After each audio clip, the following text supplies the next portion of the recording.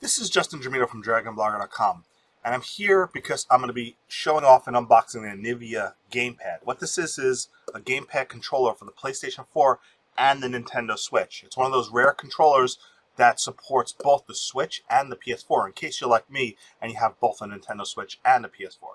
So I'm going to go ahead and open it up, and then I'm going to show you the unboxing, what you get. I'm going to compare it to the size of the PS4 controller. Then I'm going to go actually review it, test it with both the PS4 and the Switch, and give you my feedback on that.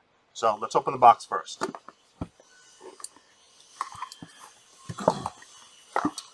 You get the protective shell and a really stylish looking controller. I personally like the color blue. Royal blue is my favorite color, always has been. I'm looking at the finger buttons, feel good. The pad feels a bit smooth. Thumbsticks feel pretty good. Rubberized tips, not actually plastic. The D-pad, you see it's all solid instead of separated buttons. And of course the buttons here feel a little plasticky. And then you got your central button here, and it turns on, and the buttons light up. Now, in contrast, let me show you how that looks compared to the PS4 controller. So this is an actual PS4 controller and the Anivia controller side by side.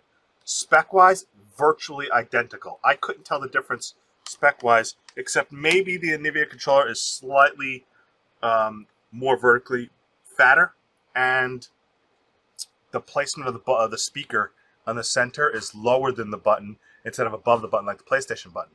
But the PlayStation buttons don't light up, and these buttons do light up, which is nice. And then, of course, the D-pad is a solid instead of individual separated buttons like on the PS4 controller. But as far as the feel of the controller, honestly, it feels really good. It feels like a high-quality controller. This doesn't feel like a cheap controller. It doesn't feel too light. It doesn't feel plasticky or hollow. It has about as much weight. It feels very good. In fact, these little smooth grips in the center actually feel really good. It's slightly larger. My fingers rest a little better on the back. So, yeah, overall, I have to say, it might feel slightly better than the PS4 controller in the feel of it. Now, I actually don't like the Switch controllers. Honestly, I like the motion part of it, but when using it and sliding them into the controller pack, I actually don't like the Switch controller. I always prefer the PS4 controller. Some people prefer the Xbox controller, but I've always liked the PS4 controller. So I really like the design of the controller, and I'm glad that it matches the PS4.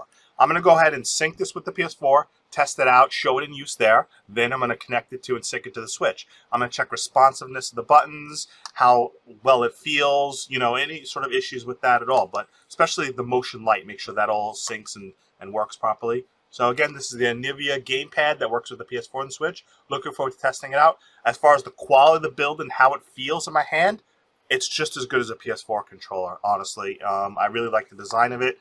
I'm curious to know if the speaker sounds any better than a PS4 controller or speaker and things like that. So I'll let you know in a little bit. Thank you for watching.